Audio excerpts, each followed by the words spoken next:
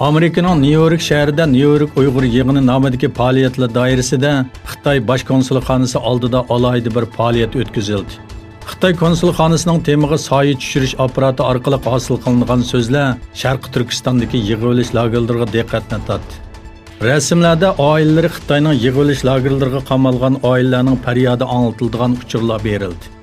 Uyg'ur faoliyatchilar va chet ellik Sharqi Turkiston do'stlari Xitoyga qarshi kurashni qo'llaydigan uchurlarni yo'llashdi. Bir rasmda avval Sharqi Turkiston, orqadan Hong Kong, Birlashgan Davlatlar Tashkiloti Xitoyga embargo yurgizish degan xat chiqarildi.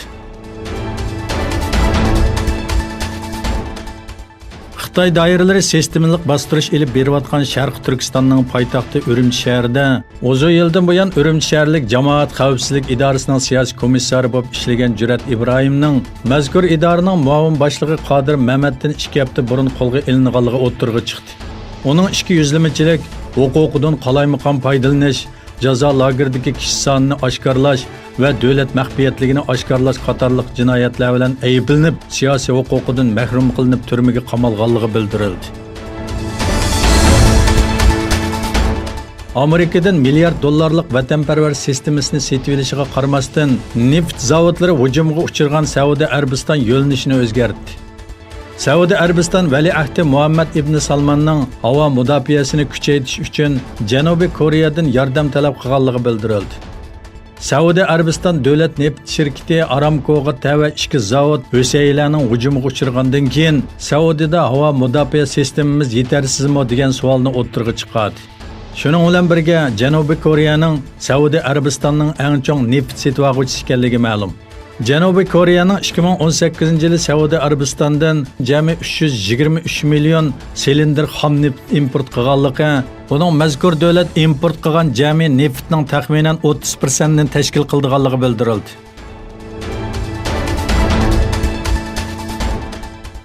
Rossiyaning Sibiriya rayonidagi bir virus tadqiqot markazida maydonga kelgan portlashda virus tarqab ketganligi ilgari surildi. Novosibirsk rayoniga joylashgan Kolostovo shahridagi Vektor davlat biotexnika tadqiqot markazida qurilish asnosida gaz portlash yuz berdi. Rossiya taratqullari sababi texnicha noma'lum bo'lgan bu portlash haqida Rossiya tekshirish komitetining tekshirish boshlaganligi bildirildi.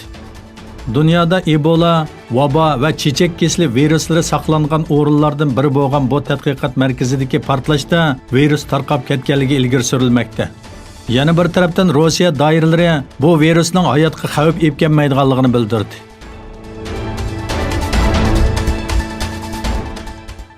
Turkiya Tashqi ishlar ministrligi Yevropa ittifoqi davlatlarining a'zo bo'lmagan davlatlar uchun yurgizayotgan Schengen vizasining Turkiya vatandoshlariga amaldan qoldirilishi haqida muhim bir qadam bosganligini e'lon qildi.